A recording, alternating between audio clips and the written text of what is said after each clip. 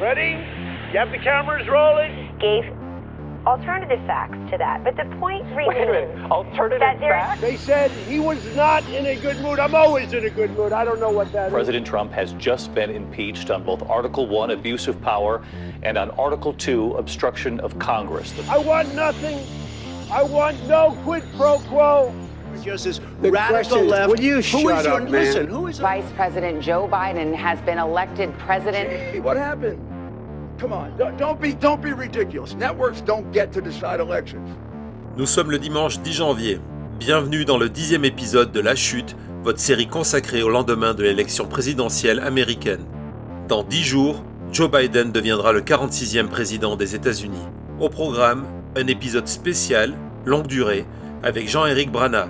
Une conversation sans tabou ni langue de bois sur la semaine qui a ébranlé la démocratie américaine. Les dessous de l'attaque du Capitole, le 25e amendement, Pence, Biden, Twitter, l'impeachment, et puis une question à 1 million. Trump a-t-il réellement tenté de commettre un coup d'État? Attachez vos ceintures, la chute, c'est maintenant. 10e épisode de La Chute donc, et un format spécial, à la hauteur de l'événement que nous vivons tous de vivre. Une semaine marquée par l'impensable. L'entrée en force au Capitole, le cœur de la démocratie américaine. Au-delà des épisodes 8 et 9, déjà consacrés à ces événements, des épisodes, je sais, que vous avez particulièrement appréciés, merci, il me paraissait essentiel de tenter de comprendre l'inacceptable, de revenir à son origine et de clarifier la perception, souvent erronée, de l'attaque du 6 janvier. Pour cela, je me suis dit que le mieux était d'inviter à nouveau Jean-Éric Brana et d'ensemble prendre le temps, beaucoup de temps, pour décrypter cette semaine folle. La chute, épisode 10, c'est maintenant. Bonjour Jean-Éric, bienvenue dans La Chute. C'est déjà ta deuxième visite, merci d'être là. Eh bien, bonjour William, et très bonne année d'abord, et puis très bonne année à tous les auditeurs de La Chute. Ouais, merci, toi aussi. J'ai une première question forcément avant qu'on rentre dans le cœur du sujet, c'est comment vas-tu? Mais par là, je veux dire comment vas-tu alors que nous venons de vivre une semaine folle mais historique aussi. Je crois que je pourrais te retourner la question. Moi, je vais dire que je suis un peu épuisé après cette semaine, effectivement, je dirais même assez dingue. Et toi, comment vas-tu, William? Épuisé pareil, mais d'un autre côté avec ce sentiment de vivre l'histoire en direct et qu'on peut pas rater cette période qui est étonnante et prévisible à la fois. On va revenir là-dessus. Il y a 2 ou 3 jours, tu sais, quand j'ai commencé à préparer cet épisode, j'avais une certitude tout de suite.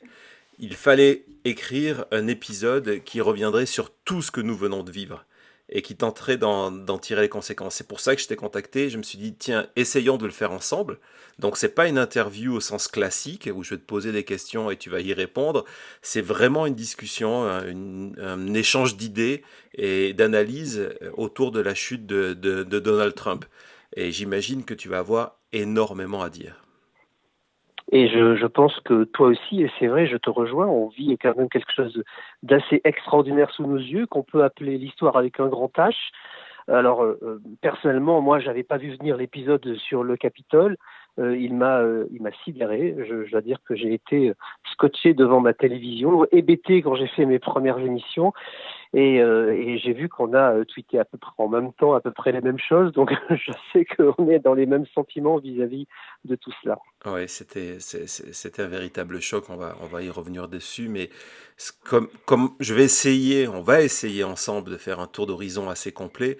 Je vais te proposer une progression chronologique.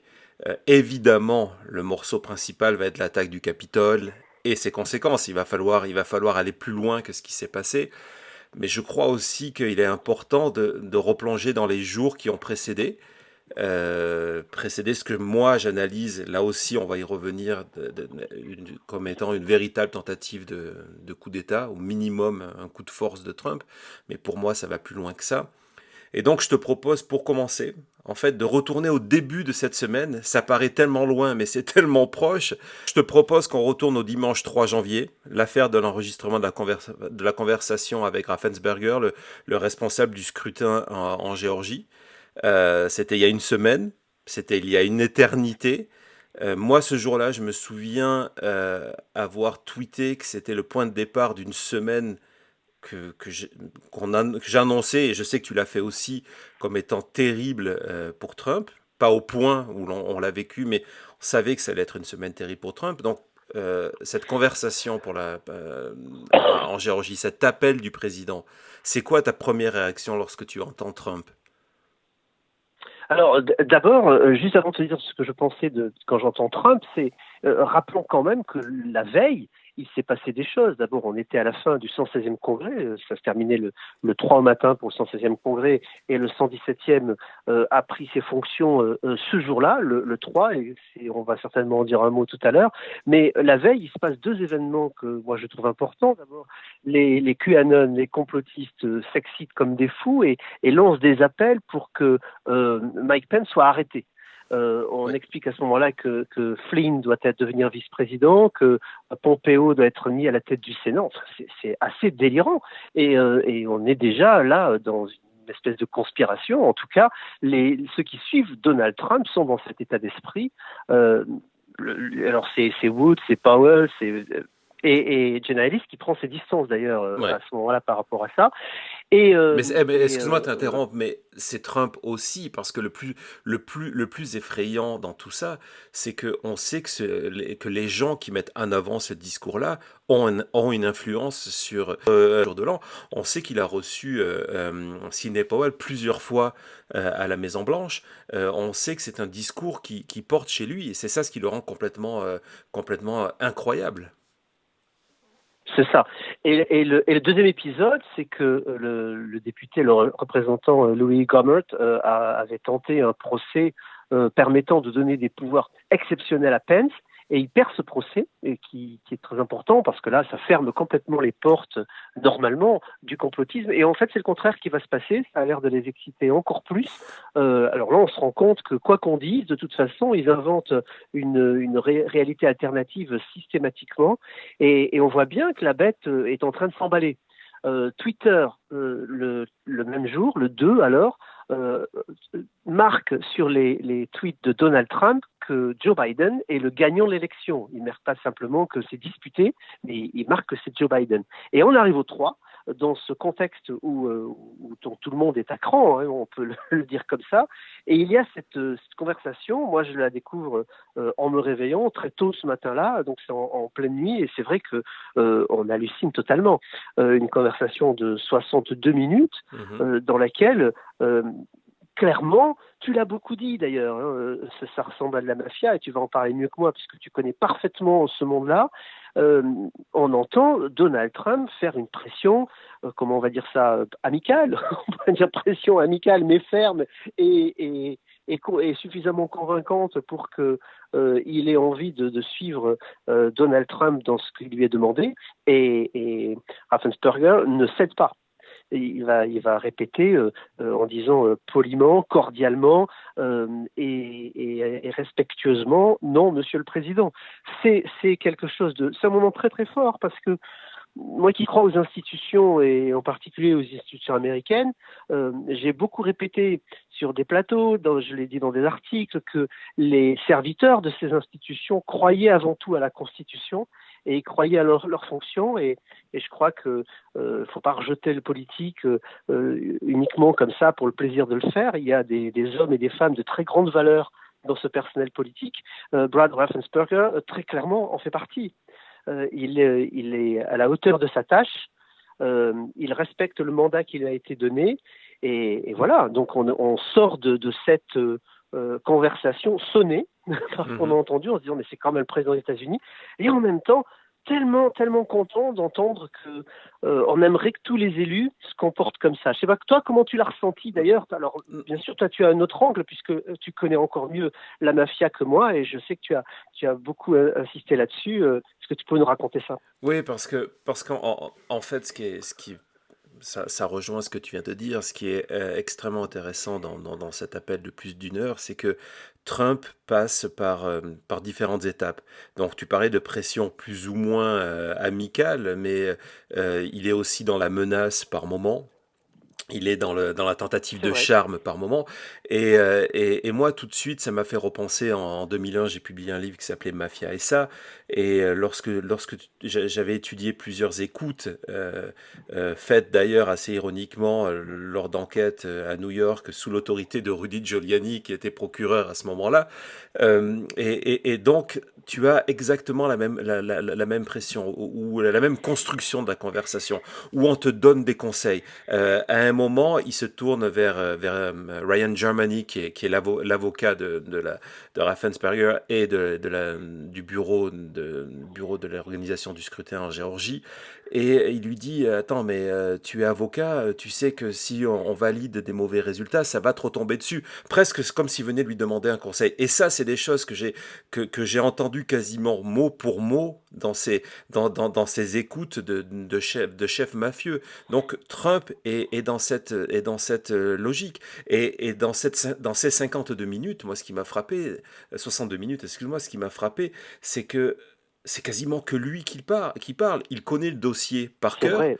Donc, pour les gens qui, lors de la campagne, avaient mis en question son état mental, sur ce dossier-là, tu sens qu'il est complètement investi et que sa seule énergie à ce moment-là, c'est la fraude, c'est rester en place, parce que c'est pas la fraude comme si elle existait, c'est ce mensonge de la fraude, c'est rester en place. Et du coup, pour moi, ça confirme tout ce que je vis en tant que citoyen aux États-Unis, c'est qu'on a le sentiment, y compris lorsque je discute avec des amis qui sont pro-Trump, que depuis le 4 novembre, le pays est à l'abandon complet, qu'il ne se passe rien par rapport à la Covid, etc., etc. Et là, on se dit, oh non, c'est vrai, c'est certain, la seule chose qui intéresse Trump, c'est de rester en place. Pour moi, c'est vraiment un enseignement extrêmement important à l'écoute de cet enregistrement.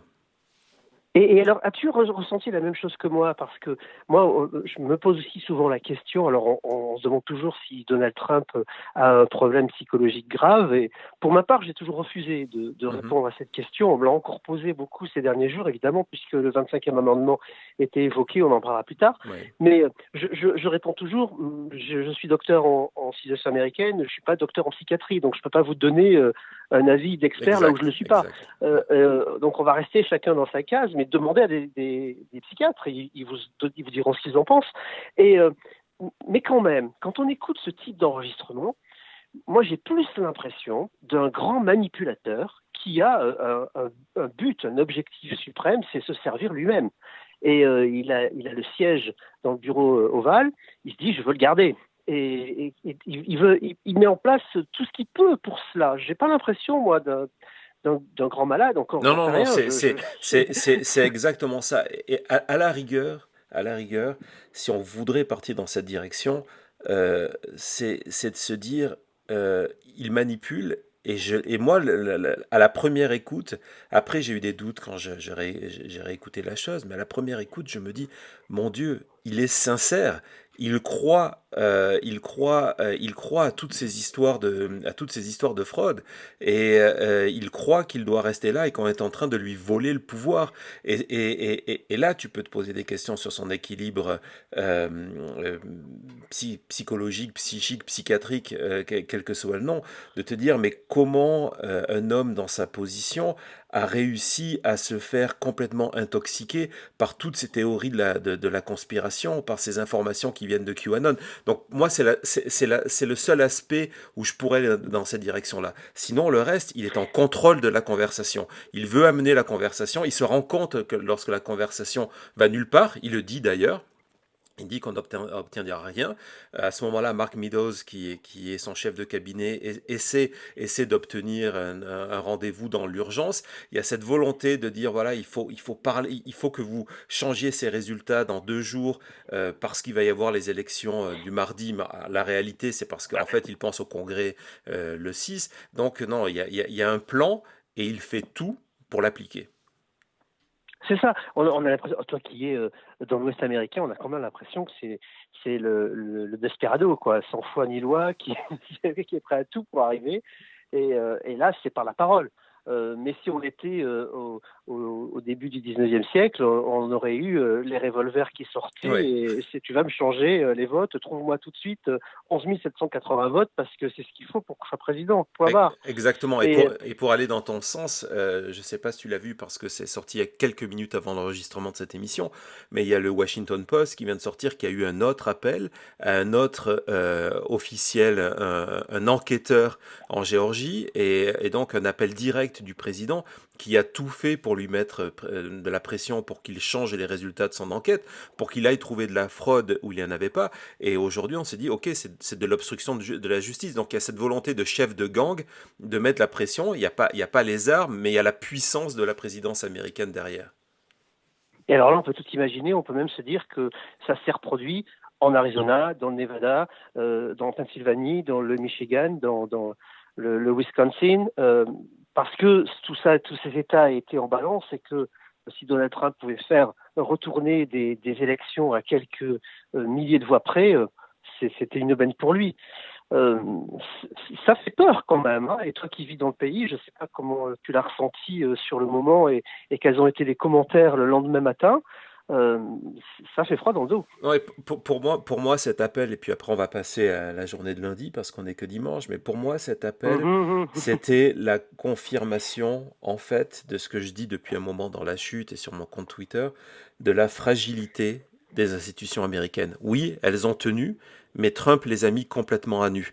Et on peut imaginer que cette pression, s'il avait été peut-être mieux organisé, elle aurait pu fonctionner. S'il n'y avait pas eu des gens qui ont résisté face à lui, ça s'est joué à quelques personnes. Et si ces personnes n'avaient pas été là, et malgré leur étiquette politique, il faut rappeler que Raffensperger, par exemple, est un républicain, d'accord ? Il a été d'ailleurs, en 2018, je pense, il a été soutenu par Trump.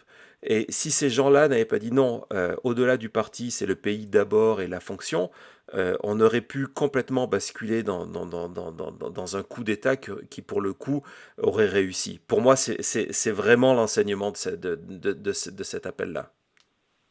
Oui, c'est vrai. Mais moi, j'ai un avis un peu différent parce que je suis peut-être plus optimiste et en le voyant très loin, je trouve que la Constitution est bigrement solide et qu'elle a été vraiment très bien tricotée dès le départ. Mais j'avais lu effectivement ton point de vue qui m'intéressait beaucoup. Mais je vais pas en dire plus parce qu'effectivement, on va essayer de passer au 4 janvier. Oui, on arrive au lundi 4 janvier et comme tout à l'heure, tu es revenu sur le samedi 2 en expliquant qu'il y a cette espèce de pression qui commence à monter sur les réseaux sociaux avec des Linwood, etc. Moi, ce jour-là, je me souviens, je regarde Trump en meeting en Géorgie, officiellement pour aller soutenir les deux candidats à la veille de l'élection sénatoriale. Et là, je me dis, on est en train de vivre et de passer à autre chose. Son vocabulaire est de plus en plus guerrier. Et puis sur la multiplication des mensonges, on n'en parle même pas. Ça pourrait faire l'objet de 10 épisodes de La Chute, pour le coup, parce que c'est sans fin. Mais surtout, ce qui me trouble à ce moment-là, c'est cette espèce de pression insensée qu'il commence à mettre sur son vice-président, sur Mike Pence, en sachant que ce qu'il raconte à ses fans, à son public, est faux. Il est en train de leur demander de donner, c'est le plan, de donner ce rendez-vous pour le 6 en leur faisant croire que tout est possible. Et là, je me dis, mais c'est quoi la sortie? C'est quoi la porte de sortie? Quand tu commences à publiquement mettre en avant ton vice-président en disant, voilà, il faut qu'il fasse preuve de courage, sinon je ne vais pas être content avec lui, on part sur quelque chose d'assez fou. Est-ce que c'est ton sentiment lorsque tu entends Trump à ce moment-là? Oui, et d'autant plus que, pour reparler du contexte, c'est le jour où Donald Trump vient parler lui-même aux Géorgiens, puisqu'il va se déplacer, il va faire un meeting. On a les élections le lendemain, on en parlera tout à l'heure, mais il va venir alors que dans les journaux, on parle de lui comme d'un bandit. C'est une situation assez incroyable. Là, aux États-Unis, on est dans le délire le plus total. On parle de censure également au Congrès, une procédure qui est arrivée que 2 fois pour un président, Jackson et Buchanan. c'était il y a très, très longtemps, là, on était au 19e siècle. Et donc on voit bien que ce président qui n'a jamais été comme les autres est encore moins comme les autres à ce moment-là, et on a l'impression que tous les jours on va découvrir quelque chose. D'ailleurs, tout le monde, tous les observateurs font à peu près la même chose sur tous leurs comptes. Ils commencent à faire un décompte des jours qui restent en se disant ça risque d'être très long. Oui. Alors que normalement, quand on arrive au 4 janvier, bon, c'est quasiment terminé. Et là, on se dit, il va se passer des trucs. On ne savait pas à quel point on allait avoir raison. Et puis, je ne sais pas si je vais trop vite, mais rappelons aussi que ce jour-là, Hawley annonce qu'il faut retourner l'élection, c'est-à-dire voler l'élection au peuple. Oui. Et là, on est sur les fesses. Comment est-ce qu'un élu peut dire une chose pareille? Non, c'est évidemment un choc complet. C'est-à-dire, c'est pour moi la confirmation de ce que je dis depuis plusieurs épisodes, qui est ce coup d'État constitutionnel, avec Hawley, puis après le soutien de 12 autres sénateurs républicains. Mais d'un autre côté, il y a ce soutien-là. Mais pour moi, ce lundi, lorsque tu parlais des réactions, et lorsque je revois Trump sur cette scène, en train de parler à ses supporters et de les inciter déjà à se battre, c'est donc cette rhétorique guerrière, je le trouve aussi de plus en plus isolé. Et donc on va sauter au mardi, à l'élection en Géorgie, parce que au-delà de la surprise de la double victoire démocrate, pour moi cette élection-là, c'est les résultats de cette élection-là, c'est la confirmation de ce Trump isolé, et c'est aussi le début d'une révélation de taille, d'après moi, pour les républicains, que Trump n'est pas ce Superman qui va les amener à gagner parce qu'il a une base, c'est une réalité, il a une base extrêmement fidèle qui se déplace pour aller voter pour lui, mais pas forcément pour d'autres candidats, et que pire que ça, il n'est pas le Superman, mais il est peut-être même la kryptonite pour certains électeurs qui ne vont pas aller se déplacer parce qu'ils sont choqués par ce discours extrémiste, par cet appel, tu viens de le signaler, de Hawley, de revenir sur le scrutin. Et avant de te laisser la parole, un rappel, c'est que lorsque en décembre on décide ce second tour, ce runoff de l'élection sénatoriale, les candidats républicains sont en avance. Il y a 2 points d'avance pour David Perdue, par exemple, si je me souviens, et finalement il va perdre. Et parce que quand Trump rentre dans la campagne, ça va servir de sorte de rejet, ça va motiver les démocrates, et puis ça va servir de rejet de certains républicains ou certains électeurs, on va dire plus centristes, qui n'ont pas pu aller voter parce que c'était la fraude, c'était ces théories de la conspiration, etc. Est-ce que c'est ton analyse aussi, ou est-ce que tu vois ça autrement? Totalement. Puis on voit effectivement toutes les limites du Trumpisme à ce moment-là. Loeffler et Perdue qui se sont mis derrière l'étendard trumpien ou trumpiste parce qu'ils ont pensé que ça allait les protéger, ont été bien mal inspirés de le faire. Ils se réveillent complètement sonnés aussi. Alors on a cette élection qui est émaillée, là encore, des cris de fraude de Donald Trump. Pendant l'élection, il dit « Ah, les machines se sont arrêtées pendant 1 heure » et aussitôt sur les réseaux sociaux alternatifs, on va dire, c'est parti en live. Encore une fois, les démocrates ont triché alors que l'élection n'est pas encore terminée. Mais on voit déjà que le mouvement va en direction des démocrates. Il y a une participation très forte, il faut le signaler quand même, dans les bureaux de démocrates, ce qui veut dire que sur place aussi, les consignes ont été, bien sûr, votées à distance si vraiment il faut le faire, mais si vous pouvez aller dans les bureaux, qu'on ne reconduise pas l'épisode de la présidentielle et qu'on puisse leur opposer qu'on était là et que nos votes ne sont pas des votes illégaux. Cette histoire de vote légaux et illégaux qu'il a inventé, et Donald Trump va partir en cacahuète, il faut le dire, dès le résultat, parce qu'il vient de perdre la Géorgie pour la 2e fois. Or, il a expliqué pendant très longtemps que les fraudes étaient avérées, pour une simple preuve, c'est qu'il ne pouvait pas perdre la Géorgie. C'était un Exactement. État républicain. Ouais. Et tout d'un coup, il perd la Géorgie, non pas une fois, mais 2 fois, 2 sénatoriales, donc 3 fois avec la sienne. Ça fait beaucoup. Ça veut bien dire que soit les démocrates ont vraiment pris pied en Géorgie et désormais il faut tourner la page pour les républicains, soit Donald Trump est un loser, il faut quand même le dire. Et il n'est plus, comme tu le disais, la locomotive qui peut les amener à la victoire, et même au contraire, c'est lui qui les a plombés et qui les a amenés au fin fond et qui ont perdu, et qui les a fait perdre 2 sénatoriales qu'il ne fallait pas perdre, puisque du coup, ils ont perdu le Sénat. Oui, et tu viens de dire une chose extrêmement importante, et il faut le rappeler à nos auditeurs, c'est que la Géorgie, il faut bien comprendre la chose, ce n'est pas une terre démocrate. Peut-être elle est en train de le devenir, mais on n'a même pas, on n'a même pas de certitude là-dessus. Quand on regarde la démographie de l'État, il y a beaucoup, il y a des bases militaires, beaucoup d'anciens militaires. Ça a été le cœur du Sud profond. Ça a été vraiment une terre républicaine. Pour moi, c'est encore un État rouge qui finalement a décidé de s'éloigner de Trump. On voit que la participation dans certains comtés républicains a été moindre, que la participation dans les comtés démocrates a été encore plus forte que lors de l'élection de Joe Biden. Les candidats démocrates vont faire mieux que Joe Biden le 3 novembre. Puis en plus, pour boucler cette parenthèse, il y a eu une erreur de campagne, c'est que les républicains ont d'abord mené campagne sur le fait qu'il fallait absolument sauver les États-Unis et donc garder la majorité républicaine au Congrès, donc ils en ont fait quelque chose qui se passait à Washington, alors que les démocrates ont fait une campagne locale pour le coup, ce qui est d'habitude le cas des républicains, en disant voilà, voici les problèmes pour l'État, le chèque de 2000, les chèques de $2000. Donc ils ont connecté avec les besoins du peuple. Donc ça c'est une chose qui a été vraiment clé. Mais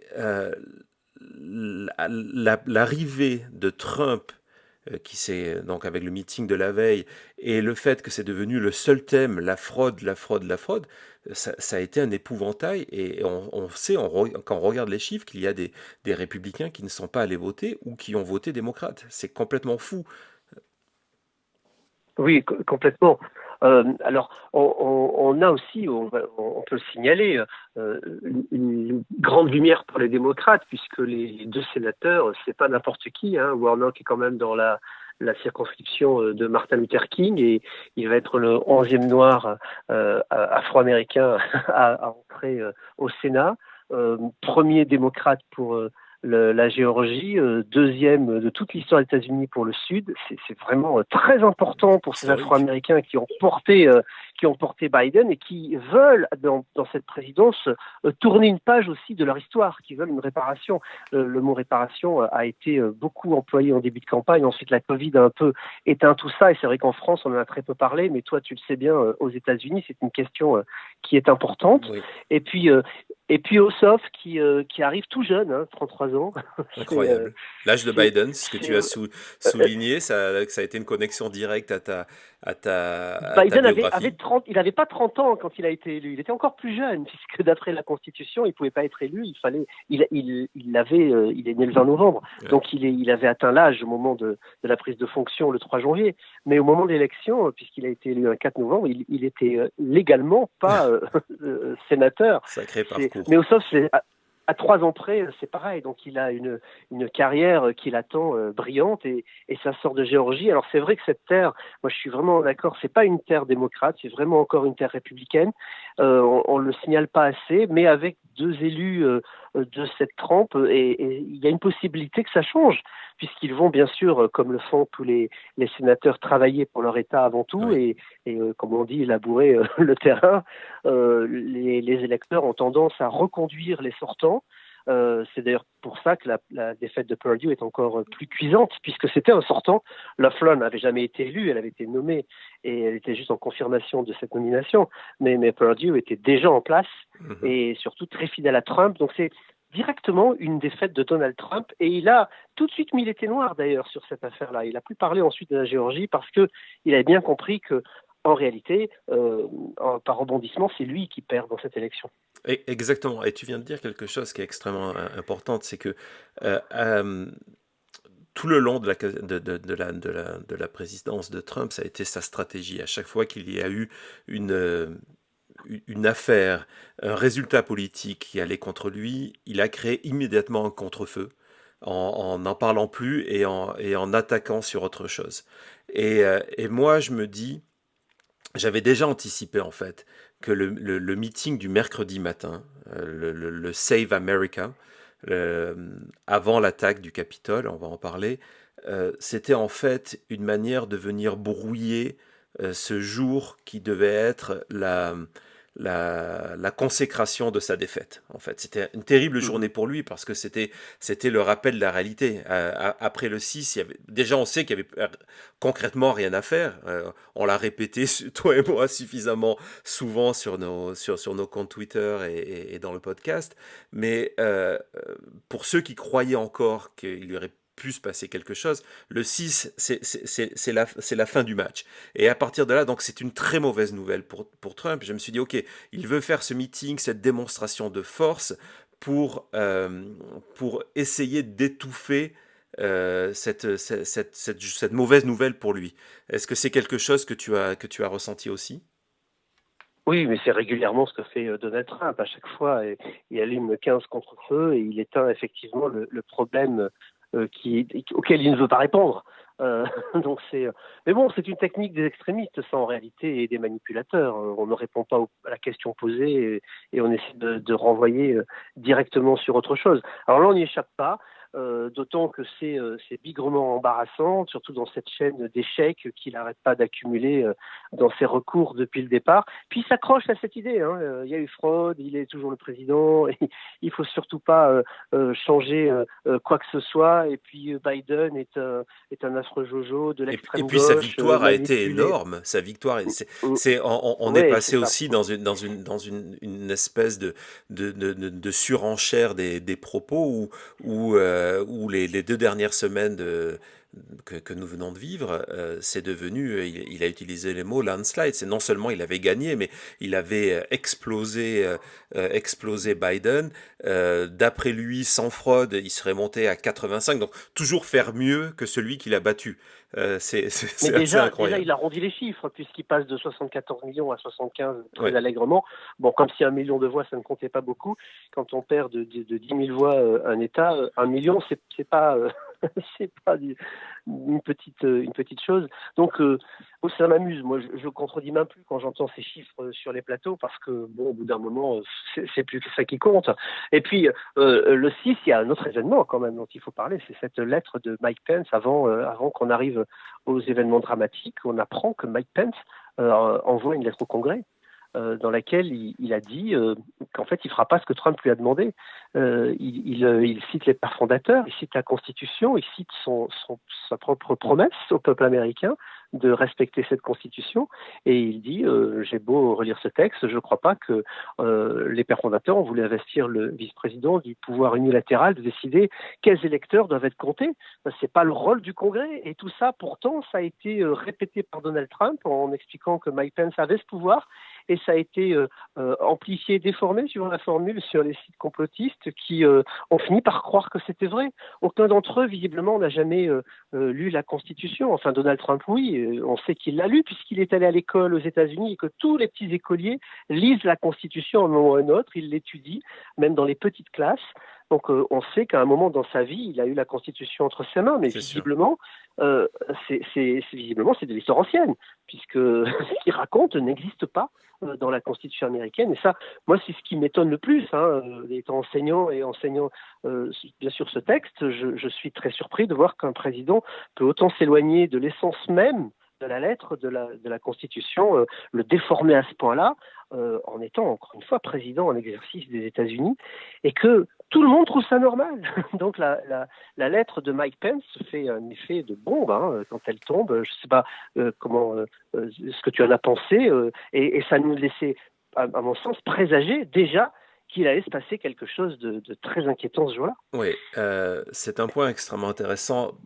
Je ne sais pas si... je pense qu'il est trop tôt pour le détailler, mais je pense que cette lettre-là est est pour moi une des preuves, il y en aura d'autres, j'en suis convaincu, qu'il y a une volonté de Trump d'organiser les événements qui se sont déroulés quelques heures après. Pourquoi ?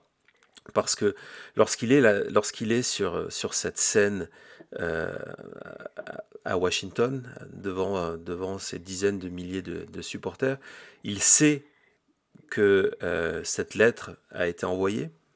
Il sait que Pence lui a dit qu'il validerait, il certifierait les résultats des grands électeurs. Et malgré tout, sur scène, il fait comme si cette lettre n'existait pas. En disant, voilà, maintenant, c'est à Pence. 6 reprises, d'ailleurs. Exactement, c'est à Pence de faire quelque chose, d'être intelligent. Si c'est pas le cas, c'est une forme de menace. Quand on en revient c'est la même construction de l'appel téléphonique à Raffensperger. C'est une forme de menace qui est entendue par sa foule. Et là, je me dis, ok, il sait qu'il ment et il joue avec le feu en espérant qu'il se passe quelque chose.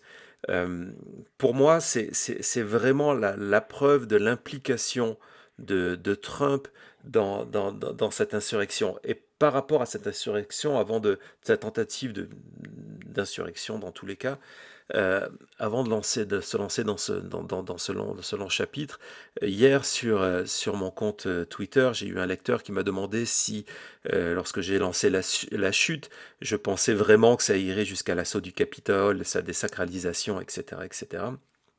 Et ça m'a amené beaucoup de regrets parce que, pour tout te dire, le mardi soir, et tu le sais parce que on s'était écrit par DM en te disant, là, il faut que je te laisse, il était minuit à Las Vegas, il faut que j'aille enregistrer un nouvel épisode de La Chute qui n'est jamais sorti. Parce que j'étais trop fatigué et c'était pas possible d'enregistrer correctement. Et cet épisode était justement sur les risques du lendemain.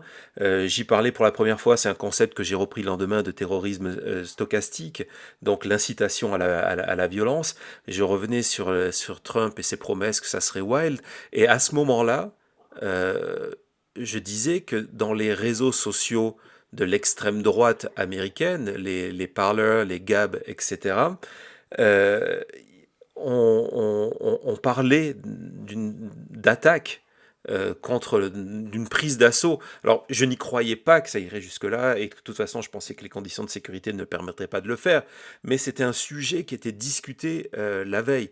Donc, c'est quelque chose que je voulais enregistrer le mardi, j'ai pas pu le faire, mais du coup, lorsque j'entends Trump dans ce meeting, appelé à cette marche sur le Capitole 2 fois, en début de meeting et en fin. Et ce qui est intéressant sur son appel en fin de meeting, c'est quelque chose qui n'est pas dans le script de son dialogue. Ce n'est pas de son discours, ce n'est pas sur le téléprompteur. Son discours se termine 2 minutes avant, lorsqu'il termine en disant The best has yet to come, le meilleur reste à venir. Normalement, ça s'arrête là, c'est sa ligne de fin de discours. Et puis là, il reste au micro et il dit, bon, maintenant, on va aller marcher. Alors qu'il sait que c'est pas le cas, lui va partir à la Maison-Blanche, mais il dit à sa foule, on va aller marcher sur le Capitole et on va aller montrer, on va aller apporter du courage à ceux qui en ont pas. Et là, je me dis, mais qu'est-ce qui est en train de se passer ? Qu'est-ce qui est en train de se passer ? Et ce qui se passe, c'est ce qu'on va voir dans même pas demi-heure, un quart d'heure, 20 minutes après. Ce sont ces premières images folles de cette masse humaine en train de marcher vers le Capitole. Quand tu vois ces images-là, j'imagine que tu les vis en direct. Lorsque tu vois ces images-là, qu'est-ce que tu es en train de te dire ? Oui, et d'abord, mon état d'esprit était exactement le même. Moi, je me suis levé ce matin-là plein d'inquiétudes. J'avais lu les mêmes messages que toi sur les réseaux alternatifs, beaucoup de messages complotiques, beaucoup de messages de haine et surtout ces appels à une attaque qui étaient assez clairs. On parlait à ce moment-là de prise de pouvoir, de loi martiale, de déclenchement de la loi martiale par Donald Trump parce qu'il y aurait des émeutes et donc il pourrait à ce moment-là envoyer l'armée, bloquer le processus, prendre les pouvoirs seul et donc lancer de nouvelles élections. Ça paraissait délirant, mais c'était tellement répété que ça faisait peur. J'étais le matin du 6 sur Sud Radio, une radio en France, et j'ai parlé de cette inquiétude alors qu'on m'a entendu pendant des mois expliquer que je n'avais absolument pas peur que les Américains descendent dans la rue, parce que je connais trop les Américains et que ça me semblait anormal. Et ce matin-là, j'avais cette peur. Malheureusement, c'est ce qui s'est passé. Alors, comme toi, moi, j'ai été saisi quand même. Je l'ai suivi sur Fox parce que CNN ne le retransmettait pas, ni MSNBC. Fox News retransmettait le discours en direct. Et entendre Donald Trump, au moment même où on voyait entrer dans le Congrès ces parlementaires qui allaient accomplir leur rôle le plus noble, à savoir adouber le prochain président pour qu'il y ait une continuité dans la démocratie américaine, au même moment, le président en sortant, qui disait « je ne céderai jamais, il y a eu fraude, je reste à ma place », et qui termine effectivement par « nous allons marcher sur le Capitole », ça fait froid dans le dos. Quand on s'intéresse un peu aux affaires publiques, et c'est le cas de grosse majorité des citoyens, on le voit bien sur Twitter avec tous les messages qu'on reçoit toi et moi, ça ne peut faire que froid dans le dos. Donc effectivement, là j'ai eu un instant de sidération, je l'ai écrit d'ailleurs, c'est stupéfiant. Je ne sais pas comment le commenter sur le moment, il m'a fallu un petit moment pour réaliser en se disant que c'est pas possible, je suis en train de voir un film catastrophe. L'attaque elle-même, je la trouve d'une violence inouïe, mais parce que je connais les États-Unis, je sais à quel point It's the law est un modèle pour tout le monde et que la loi est respectée et qu'on respecte aussi les grands bâtiments et les institutions. Et tu me le sais trop bien, c'est quelque chose d'important aux États-Unis, l'entrée dans le Capitole. Insensé, complètement insensé. Ouais. C'est ça. Et là, c'est vrai que on connaît le Capitole tous les deux, voir qu'il n'y a aucune police, je comprends pas. Je ne comprends pas. Aux États-Unis, on voit pas toujours la police aux États-Unis, mais elle est partout. Et souvent, on est surpris de la voir tout d'un coup débarquer alors qu'on l'avait pas vue. Mais par contre, au Capitole, on la voit. On peut pas dire le contraire. Bien sûr. C'est comme dans tous les bâtiments fédéraux. D'habitude, il y a au moins des rangers qui sont là et qui encadrent complètement le bâtiment. Enfin, des uniformes, on en voit partout. Bien sûr. Et tout d'un coup, on n'en voit pas un seul. On ne voit que ces abrutis ou ces terroristes, je ne sais pas comment il faut les appeler, qui rentrent dans le Capitole. Alors, le deuxième état, peut-être parce que j'espérais qu'on en arrive là, moi, je suis très surpris de voir le côté débonnaire. C'est les journées du patrimoine, comme disait Christophe Beauchamp sur LCI, et ils passent, ils font des selfies, ils ont l'air calmes, et je me sens rassuré. Et on apprend très vite que si on voit ces images à la télé, en réalité, il y a d'autres salles où ça se passe très mal, où il y a des dérapages de la violence, de la casse, des coups, et puis finalement, le pire, des morts, puisqu'on en est à 5 morts. Donc, policier. Oui, dans un policier, c'est ça. On est donc dans la faillite. Là, Trump, réellement, peut-être a-t-il voulu effectivement faire un coup d'État. On ne le saura jamais, puisque maintenant on est dans une autre action, mais imaginons qu'ils aient réussi à prendre encore plus possession du Capitole. Est-ce que Trump n'allait pas envoyer l'armée ? On a beaucoup de choses qui sont inquiétantes. On apprend par exemple que la garde nationale n'a pas pu être déployée parce que le ministre de la Défense n'était pas joignable pendant une demi-heure. On se dit mais comment est-ce possible ? Or, ce ministre de la Défense, rappelons-le, vient d'être nommé par Donald Trump. Ouais, c'est un fidèle parmi les fidèles. Espère a démissionné, enfin, ou a été démissionné. Et donc, il y avait des gens qui ont été placés à des postes stratégiques qui là auraient pu tout changer, qui n'ont pas été à la hauteur ou qui n'ont pas voulu agir.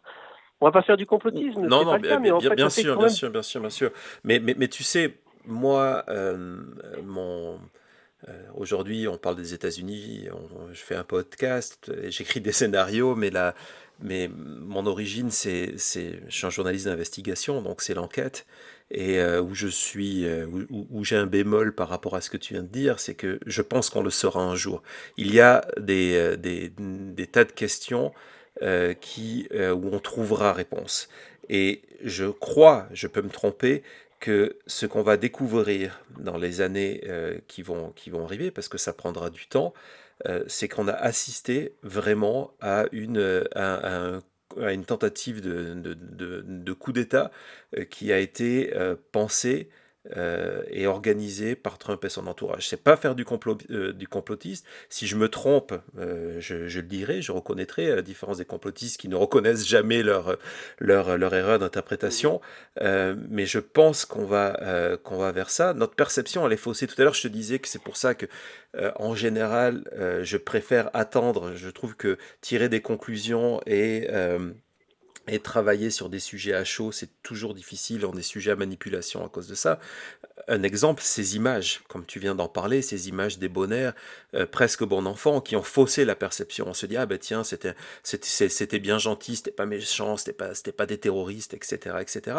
Alors qu'en fait, ces images, chronologiquement, il faut les replacer justement dans cette chronologie. Lorsqu'il y a ces gens qui circulent façon journée du patrimoine, il y a eu d'abord 45 minutes d'autres événements avant. Donc on commence à peine, pour le coup on voit les images après, tu comprends ce que je veux dire? On commence à peine à les voir, qui ont été d'une violence insensée, où il y a eu des blessés et des morts des deux camps, où il y a une volonté de faire sombrer, où il y a eu des gens armés qui sont rentrés, des anciens militaires qui sont rentrés dans le Capitole, certains avec des menottes, donc pour peut-être prendre en otage, prisonniers, on le sait pas. Il y a une volonté de venir s'en prendre à Pence, qui est à ce moment-là, quand le coup de force est fait, quand cette première vague extrémiste, et c'est pas la journée porte ouverte à ce moment-là, les premières images, on le voit, il force le passage, d'accord? Et je vais te donner après pourquoi, d'après moi, c'est parti sur autre chose. Lorsqu'il force le passage, Pence est à l'intérieur. Et à ce moment-là, Trump, qui regarde tout ça à la télévision depuis Washington, qui a des informations que nous n'avons pas, il faut bien le comprendre. Qu'est-ce qu'il fait? Il fait un tweet attaquant Pence, en disant, voilà, Oui, Pence a manqué de absolument. courage. Il n'en aura fait qu'un d'ailleurs. Exactement, il fait que ce tweet. Et là, tu te dis, est-ce qu'à ce moment-là, le plan, c'est pas de venir se saisir de Pence, se saisir de Pelosi, se saisir de Schumer, de ses ennemis politiques, etc. L'avenir nous le dira, mais il faut être extrêmement prudent sur la perception des images. Les premières images qui ont circulé, ce sont ces images de cirque, mais en réalité, il s'est passé des événements avant ça. Et pourquoi, après mon analyse... Rappelons aussi que sur les réseaux sociaux, Linwood avait déjà appelé à emprisonner Pence pour haute trahison. Il était déjà une cible. Et son exécution. Et le décapité, oui, c'est vrai. Exactement. Donc, pour moi, c'est ce qui se passe. Donc, on a une erreur chronologique sur ça. Et après... Évidemment, il y aura des enquêtes sur la manière dont ça s'est passé. On a tous vu les images de ces groupes rentrant assez facilement dans le Capitole. Je le rappelle encore une fois, en fait, avant ça, il y a eu une entrée en force. Ça, c'est la conséquence, cette entrée en force. Et ce qui se passe, d'après moi, c'est que les forces de l'ordre, qui ont été complètement dépassées, savent qu'elles ne pourront pas résister à cette foule, et il y a cette volonté de se dire, ok, on va les laisser rentrer, on va les laisser faire leur tour, ça va éviter que ça s'envenime encore plus. À ce moment-là, les responsables politiques sont dans le bunker de la protégée par le Secret Service et protégée par des hommes en armes. Et donc le truc, c'est il y a une volonté, à mon avis, de faire baisser la tension et de dire, ok, faites votre tour et repartez. Moi, j'interprète ces images aujourd'hui comme ça. On verra si l'avenir me donne raison ou pas. En réalité, cette fois, c'est toi que je trouve très optimiste parce que je reviens et j'insiste sur le fait qu'il n'y avait pas d'uniforme. En particulier quand on voit ces images dans la rotonde avec ces cordons qui normalement sont censés permettre aux visiteurs de passer d'une assemblée à une autre. Il y a des gardes de chaque côté du cordon. Ils auraient pu être là. Même bras croisés pour montrer qu'ils ne sont pas agressifs et qu'ils ne vont pas être dans une attitude d'attaque, mais il n'y a personne. Ouais, il n'y a plus personne à ce moment-là. De toute façon, il y a eu une disproportion importante entre le nombre d'officiers de police à ce moment-là et la foule. C'est certain qu'il y a une responsabilité organisée ou pas, on verra. Il y a eu effectivement, tu le soulignais tout à l'heure, ces demandes d'aide pendant, mais apparemment il y a eu des demandes de renfort avant, aussi 2 jours avant, qui ont été ignorées par le Pentagone, et le Pentagone contrôlé, rappelons-le, par Trump. Donc le temps nous dira pourquoi nous sommes arrivés à cette situation complètement folle. Il y aura des commissions d'enquête, il y aura des enquêtes indépendantes, et je pense vraiment qu'on va être surpris. Ce qui me surprend aussi ce jour-là, vu qu'on parle de surprise, c'est la vidéo, il faut en parler, la vidéo de Trump depuis le Rose Garden, où il va légèrement... en fait, il va demander aux gens d'arrêter. Si tu peux me permettre de t'interrompre, vas-y, je t'en prie. Juste 10 minutes avant qu'il en parle, on a eu Joe Biden qui a fait sa sortie. Et lui a pris le costume présidentiel. Ce jour-là, il devient président de tous les Américains. Tu as raison. Il est mesuré, il sait bien qu'il n'est pas encore le président. Il n'est que president-elect, donc président élu. Ce qui, dans la Constitution américaine, veut dire tu as été choisi par le peuple, mais tu attends encore un petit peu. Tu n'as pas les pouvoirs de ta charge. Mais il a le ton. Il a le ton, la gravité, la solennité, il a le recul. Il montre au peuple américain que ça peut être grave, mais que la situation est sous contrôle et qu'il faut rester optimiste justement et ne pas s'emballer. Et cette volonté de faire baisser les tensions, très important. Et l'appel à Donald Trump, c'est pour ça que je t'ai interrompu, puisque normalement on s'attendait à ce que Donald Trump soit le premier à réagir. C'est le président des États-Unis, c'est lui qui appuie sur les boutons, qui envoie l'armée. Il aurait pu passer à la télévision, faire arrêter tous les programmes, dire on a quelque chose de grave, attention, je prends le contrôle, sans aller sur ce qu'on disait tout à l'heure. Il ne s'agit pas de déclarer une loi martiale, mais par contre déjà avertir les citoyens. Rien de tout cela, c'est Joe Biden qui le fait et qui appelle le président des États-Unis à réagir en disant mais qu'est-ce que vous faites, alors que ça fait déjà plus d'1 mois que toute l'Amérique se plaint qu'il ne fait plus rien à part aller au golf et tweeter des messages incendiaires contre tout le monde. Exactement. Et donc première étape Biden, tu fais bien de le rappeler. Et à ce moment-là, il faut se dire aussi quelque chose, c'est que ce qu'on a appris depuis, c'est que cette journée du mercredi, c'est la journée qui historiquement est la plus suivie de l'histoire de CNN, par exemple. CNN, il y a plus de monde qui a regardé CNN le 6 janvier 2021 que le 11 septembre 2001. Et donc, les Américains, à ce moment-là... Je ne savais pas cette info. Non, elle est complètement folle. Les Américains, à ce moment-là, découvrent leur nouveau président. Ils découvrent Biden. Et donc, c'est évident que ça va être un moment qui sera jugé plus tard par les historiens comme étant le moment qu'il a installé dans l'inconscient du peuple américain. C'est extrêmement important que tu le rappelles, tu as très bien fait. La vidéo de Trump maintenant, cette vidéo qui est pour moi complètement surréaliste, qui a été d'ailleurs rapidement censurée pour la première fois par Twitter. Il y a eu une escalade, on va y revenir. Mais cette vidéo, moi, elle me choque profondément. Parce que c'est une vidéo qui se veut, qui est présentée, qui est titrée comme un appel à la paix, si on veut, à la fin des événements. C'est comme ça d'ailleurs que tous les soutiens de Trump veulent la présenter.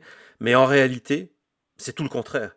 Parce qu'il profite de cette attention pour continuer à aller sur ces accusations de fraude, expliquer que c'est lui en réalité qui a gagné l'élection, expliquer qu'on est en train de leur voler ça, et puis faire preuve pour la première fois de compassion. Il n'a jamais fait preuve de compassion pour les 380 000 Américains et leurs familles, de ces gens qui ont décédé de la Covid. Et là, il fait preuve de la compassion, comme il avait fait preuve à Charleston de compassion pour les néo-nazis, etc., qui avaient manifesté. Là, il leur dit, écoutez, je vous comprends, je sais comment vous souffrez, vous êtes vraiment spéciaux, uniques, etc., je vous aime. C'est complètement fou ce passage, alors qu'en même temps, en split screen, on a ces images d'une partie de la destruction, du siège de la démocratie américaine. Moi, cette vidéo me choque profondément. Eh bien, écoute, moi, j'ai ressenti la même chose que toi. J'ai d'ailleurs fait un tweet à ce moment-là que je me permets de te relire. J'ai écrit « On est maintenant dans une sédition, la volonté de bloquer un processus constitutionnel par la force ». Et je marque ensuite, la responsabilité de Trump sera discutée dès demain. C'est évident que cette image-là est très forte. On vient d'apprendre que la maire de Washington vient de décréter un couvre-feu. On a donc eu Biden qui a parlé, Trump qui fait cette vidéo à contre-emploi alors qu'on parle de gaz lacrymogène au Capitole, qu'on voit la violence, le côté belliqueux, haineux, ce Capitole totalement bouclé. On est en guerre, enfin c'est l'impression que cela donne. En tout cas, la démocratie est violée, le Capitole l'a été, et on attendait vraiment autre chose de la part du président des États-Unis qui devait à ce moment-là être ferme vis-à-vis de cette invasion du Capitole, et c'est pas ce qui se passe, et c'est vrai que c'est là encore très choquant. Alors, en parlant d'autres événements choquants, ce mercredi se termine par quelque chose qui, bon, visuellement l'est moins, mais euh, en réalité, pour moi, l'est autant. C'est que tard, ça a duré jusqu'à presque 4 heures du matin sur la côte Est, tard dans la nuit, le Congrès, et c'est important que ça a été fait immédiatement, de montrer que euh, les terroristes, on parlait tout à l'heure, mais aussi Trump a perdu. C'est important l'importance du Congrès d'aller jusqu'au bout de la certification. Et donc, il y a ce moment extrêmement choquant où on a vu tout ce qui s'est passé dans la journée. On a vu les résultats concrets de ces appels successifs à la haine, la résistance, on peut l'appeler n'importe la manière dont l'on veut, ces appels aussi, ces rappels complètement faux, ces mensonges sur la fraude.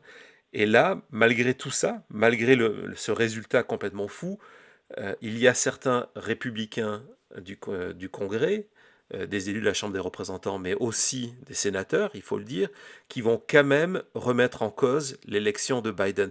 Comment tu vis ça, les Cruz, les Hawley, etc.?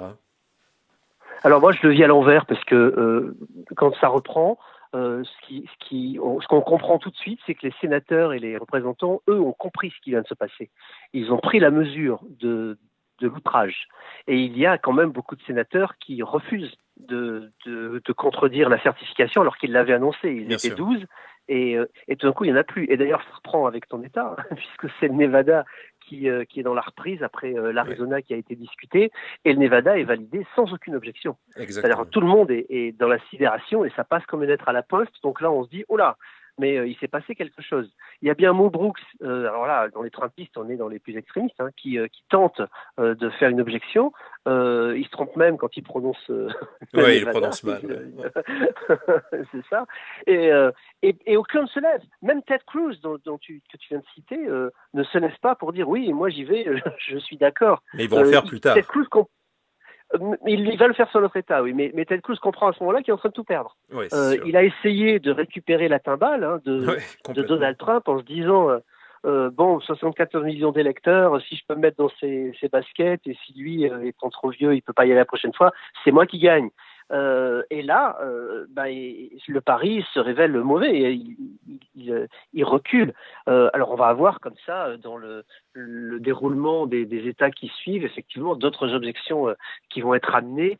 Mais quand même, Cruz va se relever au moment de la Pennsylvanie. Mais c'est terminé. On sent bien que c'est terminé. Ils sont plus les 12, il n'y a plus tout le monde, et donc derrière, ils reculent. Il n'y aura pas d'autre objection. Trump a perdu, Cruz a perdu, Hawley a perdu. C'est factieux parce que c'est vraiment comme ça qu'il faut les appeler. Ont perdu. Mais les terroristes ont agi. Et ça reste quand même, et ils planent sur ce Capitole au petit matin, une odeur de soufre. On se dit, l'Amérique va très mal. Oui, et effectivement, là, on est passé comme ça du mercredi au jeudi, et je pense que c'est ce sentiment qu'on va avoir toute la journée, que non seulement l'Amérique va très mal, comme tu viens de le dire, mais que quelque part, en coulisses, moi c'est mon sentiment. Bon, alors c'est vrai, j'ai quelques sources auxquelles je parle, y compris dans le camp républicain, qui me confirment ce qui est en train de se passer, mais je me dis, l'Amérique, le sort de l'Amérique quelque part est en train de se jouer.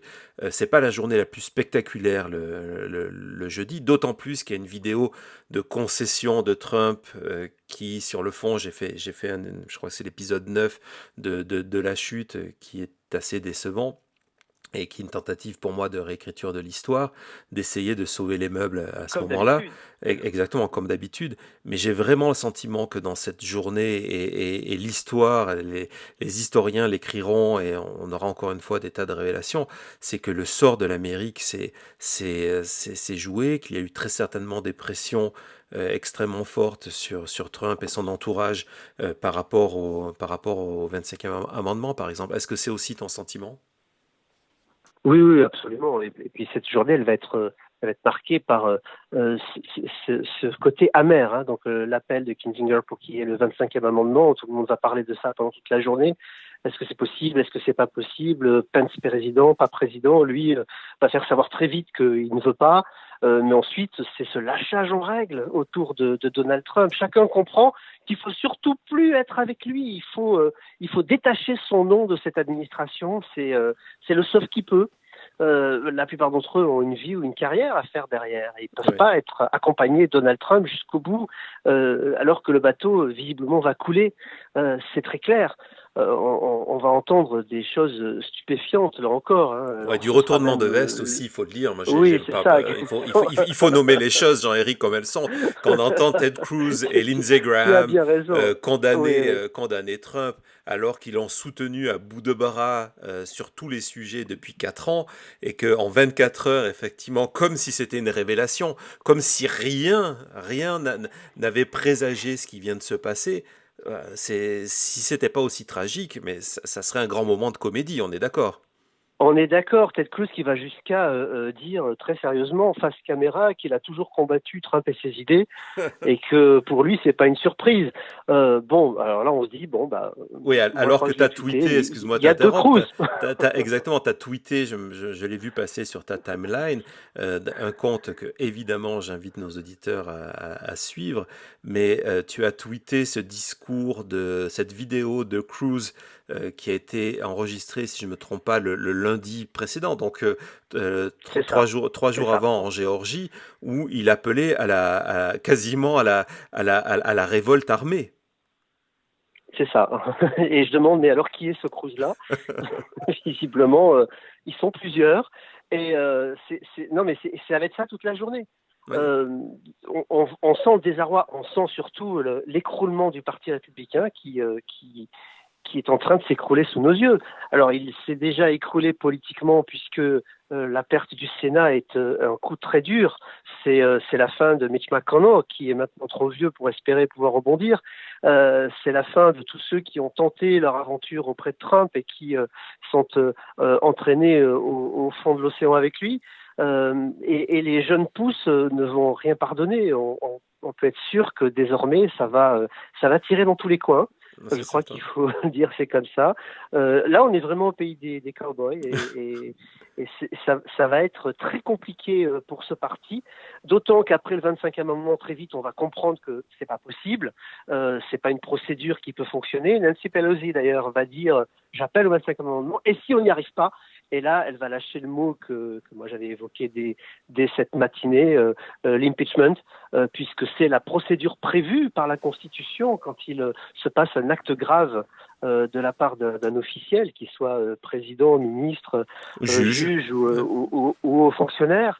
Et donc, forcément, l'impeachment est maintenant dans les têtes et dans les tuyaux.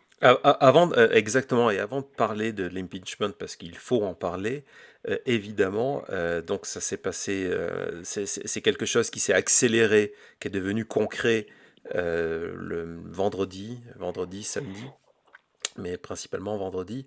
Il y a eu 2 événements ce jour-là qui, comme tu viens de le dire, ont été préparés, on les a sentis arriver dès le jeudi soir avec ce lâchage de Trump. Donc vendredi, il y a eu 2 événements majeurs, l'impeachment et ce qu'on appelle la purge. On va commencer par celui-là parce que c'est le plus rapide à mon avis, qui est donc non seulement la fermeture du compte de Trump sur Twitter, mais en gros sur sur toutes les plateformes sur lesquelles il pouvait s'exprimer. Et au-delà de Trump, de ses supporters, et intéressant, ça a été un petit peu oublié dans le choc de la fermeture du compte de Trump.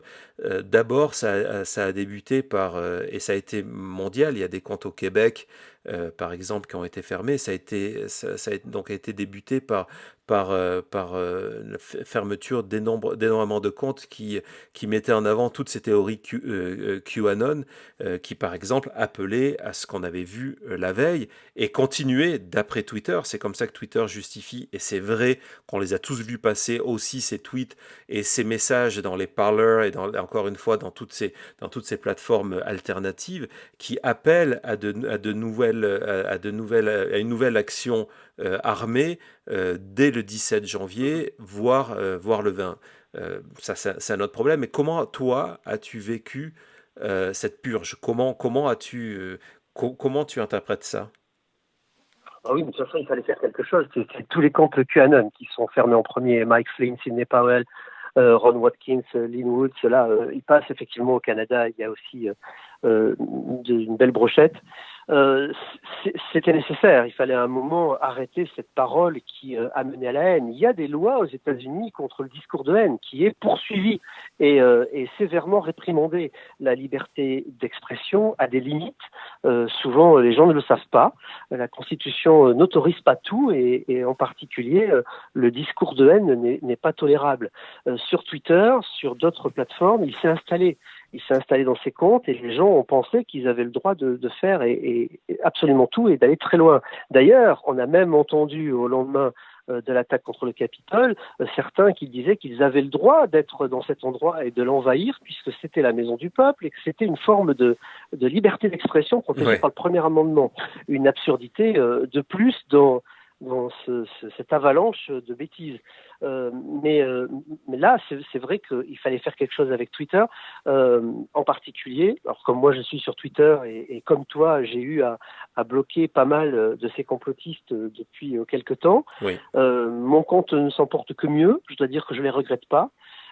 C'était toujours des gens insultants, violents, certains sont allés très loin. Hein. Il y en a, par exemple, qui ont monté des faux comptes avec mon nom pour attaquer tous les gens autour de moi. Enfin, qui t'ont insulté, incroyable. Qui t'ont insulté, il faut le dire aussi. Oui, mais ça, les insultes, j'en ai eu beaucoup. Mais par exemple, ça, en volant mon identité, obligé d'intervenir auprès de Twitter et de déposer une plainte pour que ce compte soit fermé. Ça va très loin quand même. On se dit, quand on est un peu public, on a donc des retours de bâton assez forts qui sont violents, envahissants dans sa vie. On a peur pour soi, pour sa famille, pour ses enfants. On se dit, mais on peut avoir des vrais fous qui vont peut-être nous agresser. On est obligé d'y penser. Et ça, c'est un climat qui s'était installé sur les réseaux sociaux. Là, ce qu'on appelle une purge, en réalité, je crois que c'est une reprise en main. Il faut à un moment que les GAFA comprennent qu'il y a une responsabilité forte et qu'ils doivent, dans leurs règles aussi, régler tout cela. Alors maintenant, quand on entend que le président des États-Unis a été empêché de s'exprimer et que, du coup, il est réduit au silence, moi, je rigole doucement. Hein. C'est quand même le président des États-Unis, avec l'aura que peut avoir un président des États-Unis. Il a quand même d'énormes moyens pour communiquer. Il peut passer à la télé, il peut passer à la radio, faire des communiqués de presse. Ils seront repris automatiquement. C'est le président des États-Unis. Il peut faire des déclarations officielles. Il peut faire tout ce qu'il veut. Il est chef de parti. Il a des relais politiques. Il a tous ses comptes amis aussi, où il peut faire passer tous les messages qu'il veut. En réalité, il ne faut pas se regarder le petit doigt en disant « Oh là là ». Ça brûle très fort. Non, c'est pas ça dont il s'agit. La question que je pose aujourd'hui, c'est pourquoi le président des États-Unis a accepté de se mettre sous la domination d'une société privée? Parce que c'est ça dont il s'agit.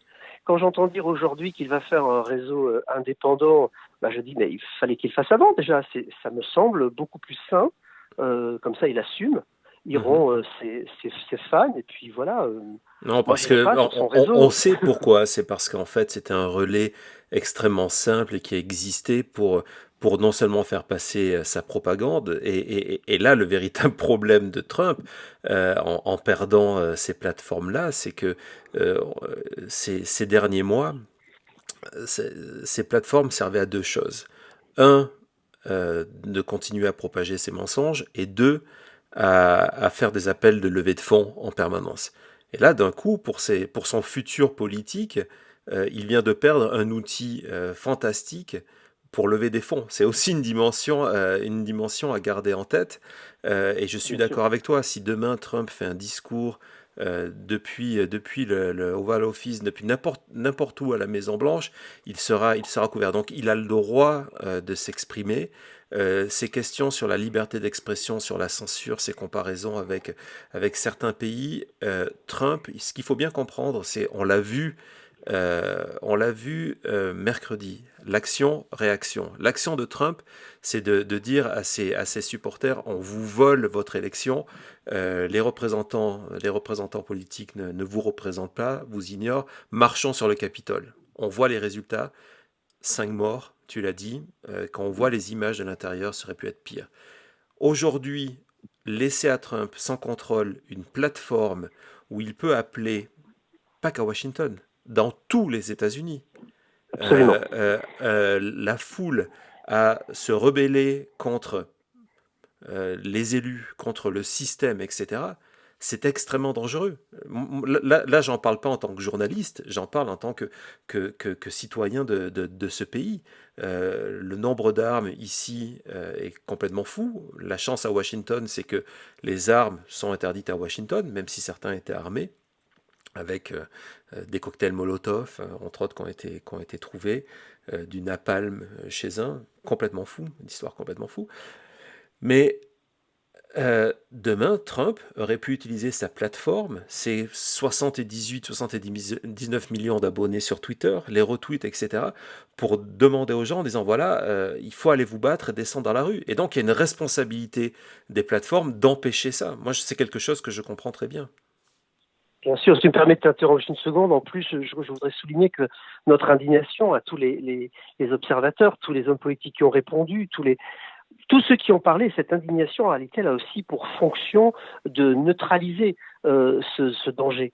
Parce que la population américaine aujourd'hui est inquiète, elle est avertie, elle est éduquée sur ce qui pourrait arriver. Et c'est vrai que s'il y avait un nouvel appel de Trump demain, et on dit déjà qu'il y en a un pour le 17,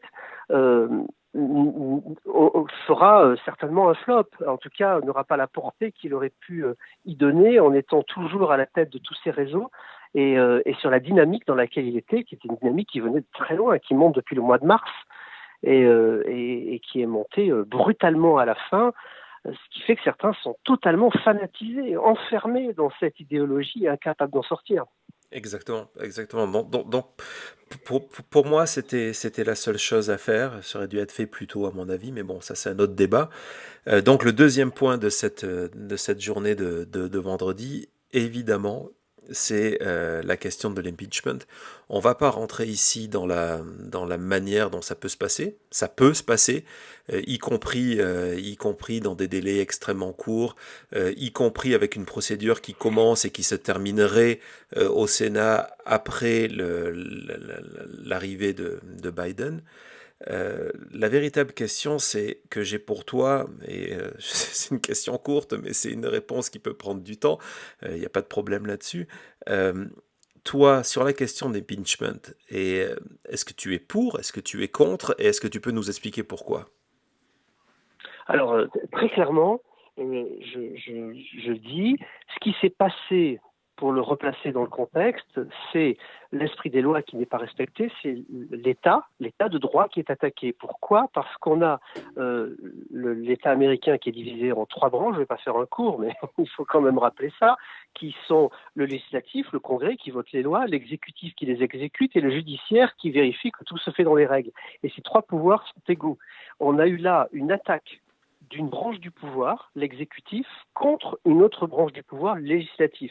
C'est exactement ce que Montesquieu ou Locke, qui ont inspiré la Constitution, contre quoi ils mettaient en garde, et pour lesquels les pères fondateurs ont beaucoup réfléchi en se disant il faut absolument mettre des garde-fous pour que tout le monde se contrôle et que ça puisse jamais arriver. Eh bien voilà, c'est arrivé. Donc le danger, il est là, et c'était la fragilité de l'institution que tu évoquais en tout début de notre entretien. Alors, l'autorité du Congrès doit être restaurée. Il faut absolument punir celui qui a amené cet acte. Clairement, c'est le président des États-Unis, par son discours enflammé et dangereux. La parole présidentielle a beaucoup été discutée hier et avant-hier, la portée de cette parole. Joe Biden, dans son discours, l'a beaucoup souligné en disant quand on est président, on n'a pas le droit de dire n'importe quoi, de tweeter n'importe quoi. Ça a des conséquences. Et c'est pas forcément les gens qui le font qui sont responsables de tout. Avec une parenthèse, Donald Trump, dans sa deuxième vidéo, a accusé les émeutiers, ses supporters, d'être des émeutiers. Oui. C'est-à-dire, c'est du lâchage en race campagne en disant moi je me sauve et je vous sacrifie. Je referme ma parenthèse. La parole présidentielle est importante. Il faut donc qu'il y ait un acte du Congrès, qu'il soit puni pour cela, qu'il soit condamné. Alors ça peut prendre la forme du 25e amendement, d'une censure, d'un procès quelconque, ou ce qui est prévu par la Constitution, un impeachment, avec une sanction même formelle si c'est après la fin de son mandat, qui sera certainement une inéligibilité qui sera prononcée pour le reste de sa vie, ce qui fermera l'épisode de Donald Trump à tout jamais. Oui, et pour moi, je voudrais exactement rebondir sur ça. Je suis totalement pour l'impeachment de Donald Trump pour des tas de raisons, la valeur de l'exemple, le risque du précédent, le fait, comme je l'ai dit, que je suis persuadé que nous avons assisté à une tentative de coup d'État au minimum constitutionnel. Mais pour moi,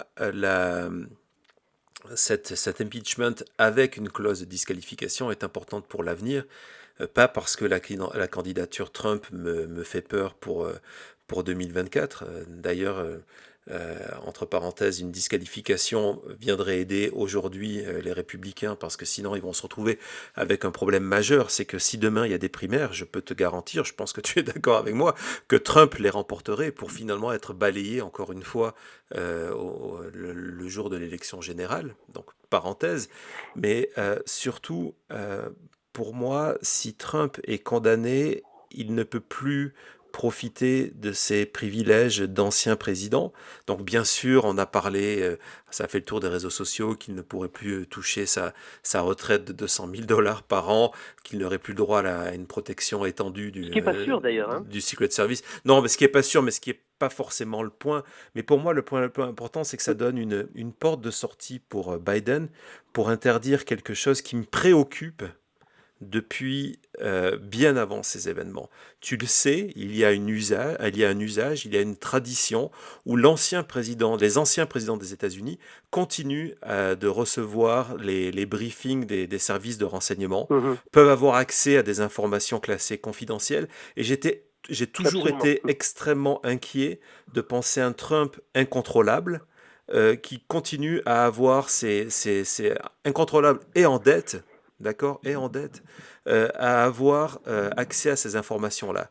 Si Trump est impeach et condamné, ça offre à Biden, parce que c'est sa responsabilité de dire non, la tradition, on ne va pas la respecter. Trump a été condamné, il a été jugé responsable d'une tentative de sédition, et donc il n'aura plus accès à ces informations de sécurité nationale. Et pour moi, ça c'est un des points majeurs de cette démarche. Je pense aussi que c'est sur quoi votera le Sénat. Ça va faire partir, tu sais, quand il y a un impeachment, et ensuite, dans la liste des punitions, elles sont votées les unes derrière les autres. Et je pense qu'elle sera ajoutée. Il y en a beaucoup d'autres. Anecdotiquement, Joaquin Castro a déjà déposé un texte pour qu'aucun bâtiment fédéral ne puisse porter le nom de Donald J. Trump. Ouais. Pour l'exemple, si on l'accuse d'être séditieux, d'avoir fait une tentative de coup d'État, on peut pas lui donner on peut pas donner son nom à un bâtiment fédéral. C'est pas possible. Là, il y aurait un pied de nez à l'histoire qui serait assez dramatique. Donc ça a du sens. Il va y avoir d'autres propositions qui vont sortir, certaines loufoques, certaines vengeresses, et il faudra les écarter. Mais c'est comme ça que ça fonctionnera. Et tout ça est voté à une simple majorité. Donc les démocrates ayant la majorité, ils feront passer à peu près tout ce qu'ils voudront. Maintenant, il va falloir aussi se calmer, savoir punir sans avoir la main lourde. c'est important pour la suite de ce qui va arriver aux États-Unis, puisque désormais Joe Biden a une mission, c'est de réunir le pays. Alors paradoxalement, et c'est le cynisme de cette situation, tout cela le sert terriblement, puisqu'il apparaît aujourd'hui comme le rempart de cette démocratie, et que le besoin de se réunir est réclamé par tout le monde. Les Américains ressentent très fortement que tout ça est allé beaucoup trop loin, que la haine s'est installée dans le pays et qu'il faut s'en débarrasser, que c'est un poison. Et Joe Biden, à mon sens, ça fait maintenant 1 an et demi, je le répète, donc je ne vais pas dire un grand scoop, mais est la bonne personne pour cela, oui. Parce que c'est un homme plein d'empathie, qui a travaillé le compromis pendant toute sa vie. C'est aussi pour ça que certains le critiquent, en le trouvant quelquefois trop mou ou pas assez marqué dans certaines convictions, mais c'est aussi ce qu'il faut à ce moment-là de l'histoire aux États-Unis.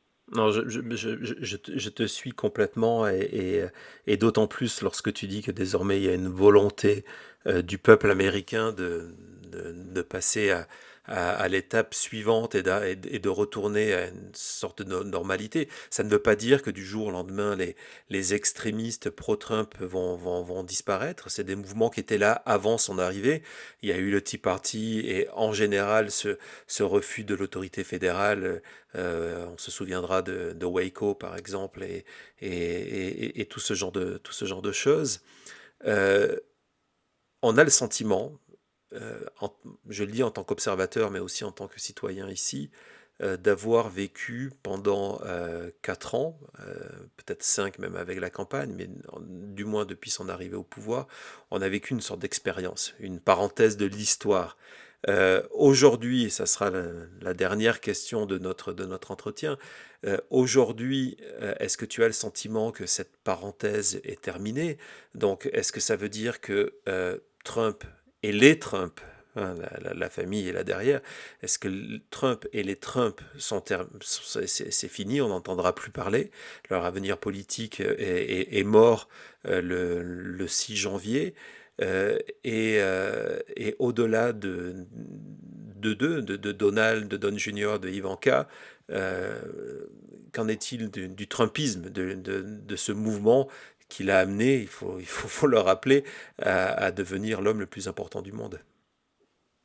Je crois que j'en avais déjà parlé dans l'épisode précédent de la chute auquel tu as bien voulu m'inviter.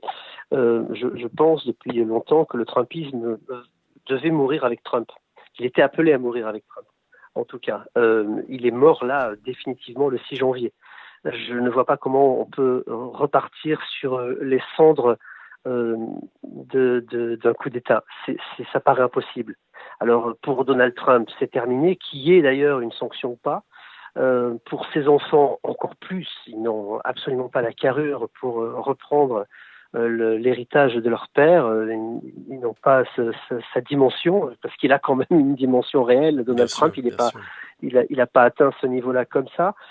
C'est pas le cas de ses enfants, aucun d'entre eux. Donald, c'est plutôt Junior, hein, plutôt un petit roquet. Ivanka, c'est une femme d'affaires brillante. Elle va repartir faire des affaires. Et puis voilà, Eric, il est transparent. Les autres. Tu es très gentil avec Eric, je trouve.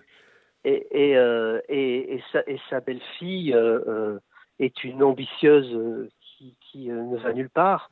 Donc ils avaient déjà posé leurs jalons pour être sénateurs dans différents États. Bien voilà, ils ont compris eux aussi, je crois que c'est terminé pour eux. Mais avec eux, ils amènent un paquet de gens, hein, parce que dans le Parti républicain, ils avaient quand même mis de gros jalons. Alors on en voit certains comme Matt Gaetz ou Jim Jordan qui s'accrochent très fort et qui disent nous défendrons Donald Trump jusqu'au bout.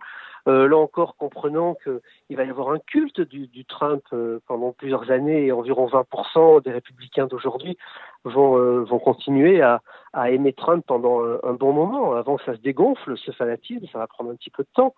Mais pour le reste des Américains qui vont repartir très vite à leurs affaires, ils vont avoir qu'une seule envie, c'est d'abord qu'ils soient vaccinés, que la vie reprenne, que l'économie redémarre, que les enfants repartent à l'école, que les étudiants repartent dans les universités, qu'on tourne cette page et quand on va regarder dans le rétroviseur, on ne va retenir qu'une chose du Trumpisme, c'est la dernière semaine.